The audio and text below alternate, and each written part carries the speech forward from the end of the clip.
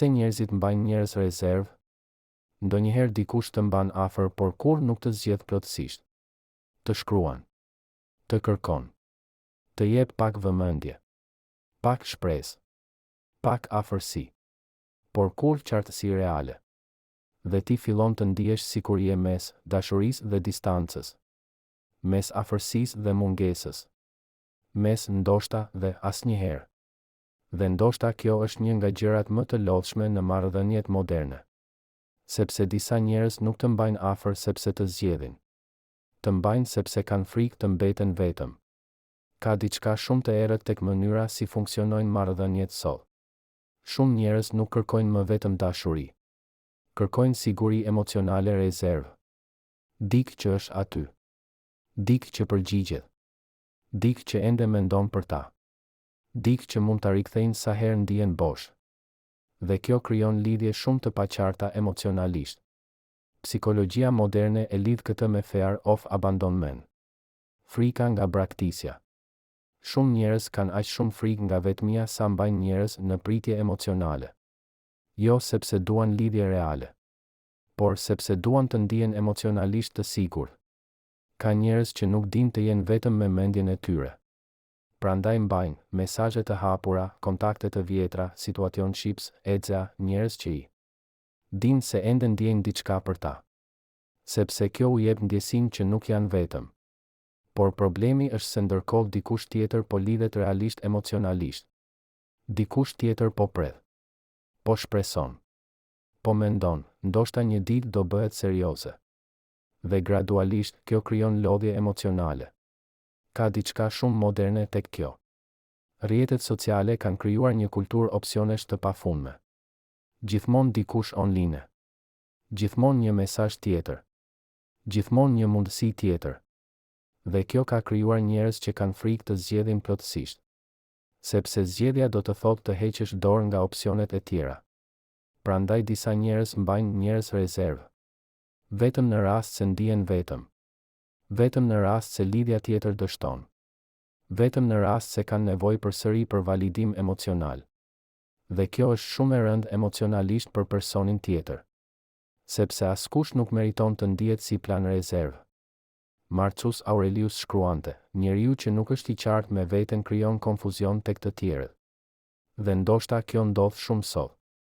Shumë njerëz nuk e dinë çfarë duan realisht. Prandaj mbajnë dyrë gjysmë të hapura kudo. Pak afërsi këtu. Pak vëmendje atje. Pak emocion. Por asnjë zgjedhje reale. Ka edhe ego brenda gjithë kësaj. Disa njerëz ndihen më të vlefshëm kur dinë që dikush ende i pret. Që ende i mendon. Që ende do t'i pranonte përsëri. Dhe kjo krijon një lloj fuqie emocionale. Prandaj nuk të lëshojnë plotësisht. Jo sepse janë gati për ty, por sepse nuk duan të humbasin ndjesinë që dikush ende është aty për ta. Carl Jung besonte se njerëzit shpesh kërkojnë validim tek të tjerët për të mbushur boshllëqet që nuk arrijnë t'i përballojnë vetëm. Dhe ndonjëherë njerëzit rezervë bëhen pikërisht kjo. Një mënyrë për të mos ndier vetmin. Për të mos ndier boshllëkun. Për të mos përballuar veten. Por kjo nuk është dashuri e pjekur. Dashuria e pjekur zgjedh. Nuk mban njerëz pezull emocionalisht. Ka njerëz që të japin vetëm aq vëmendje sa të mos largohesh plotësisht. Një mesazh natën. Një më mungon. Një reagim tek story. Një rikthim papritur kur ndjejnë se po ecën përpara. Dhe kjo quhet breadcrumbing në psikologjinë moderne. Kur dikush të jep thërrime emocionale vetëm që të qëndrosh ende aty. Jo për të ndërtuar diçka reale, por për të mos të humbur plotësisht. Dhe kjo lodh shpirtin. Sepse zemra njerëzore ka nevojë për qartësi. Jo për gjysmë ndjenja. Jo për vëmendje të paqëndrueshme. Jo për njerëz që rikthehen vetëm kur ndihen bosh. Nietzsche shkruante, njerëzit shpesh duan të zotërojnë atë që nuk janë gati ta duan vërtet. Dhe ndoshta kjo ndodh shumë sot. Njerëzit duan praninë tënde. Vëmendjen tënde. Energjinë tënde. Por jo gjithmonë përgjegjësinë emocionale që vjen me një lidhje reale.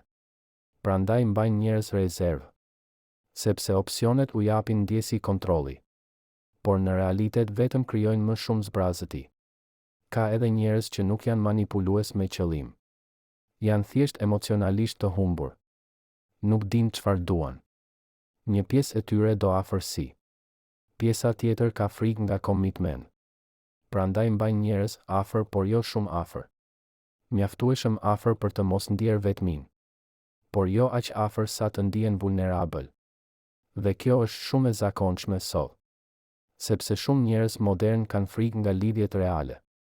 Lidhjet reale kërkojnë qartësi, zgjedhje, prani, përgjegjësi emocionale. Ndërsa njerëzit rezerv kërkojnë vetëm minimumin emocional. Erich Fromm shkruante se dashuria reale nuk është konsum emocional. Është përkushtim. Dhe ndoshta ky është dallimi më i madh mes dashurisë dhe validimit emocional. Sepse disa njerëz nuk po kërkojnë partner, po kërkojnë ndjesinë që dikush ende i dëshiron. Dhe kjo i mban të lidhur me shumë njerëz njëkohësisht. Ka diçka shumë të trisht tek kjo. Sa më shumë opsione krijon njeriu aq më pak thellësi ndjen realisht. Sepse zemra nuk lidhet thellë kur gjithmonë ekziston një plan tjetër. Prandaj shumë marrëdhënie moderne ndihen bosh. Sepse njerëzit nuk po zgjedhin plotësisht njëri tjetrin, po mbajnë alternativa emocionale në heshtje. Por ka diçka shumë të rëndësishme që duhet ta mbash mend. Nëse dikush të mban vetëm si opsion rezerv, kjo nuk e ul vlerën tënde. Thjesht tregon nivelin e paqartësisë emocionale të atij personi. Sepse njerëzit emocionalisht të pjekur nuk mbajnë zemra pezull. Ata janë të qartë, të sinqertë, të drejtë emocionalisht. Dhe ndoshta një nga format më të mëdha të vetërespektit është të mos pranosh të jesh ndoshta në jetën e dikujt. Sepse ti meriton dikë që të zgjedh qartë. Jo vetëm kur ndihet vetëm. Jo vetëm natën. Jo vetëm kur ka nevojë për vëmendje. Por çdo ditë. Me qetësi. Me siguri. Me qëllim të vërtetë. Sepse dashuria reale nuk të mban rezervë. Ajo të zgjedh. Abonohu në kanal për më shumë video rreth psikologjisë, emocioneve, marrëdhënieve dhe anës së heshtur të natyrës njerëzore. Ndoshta disa biseda dëgjohen më mirë natën.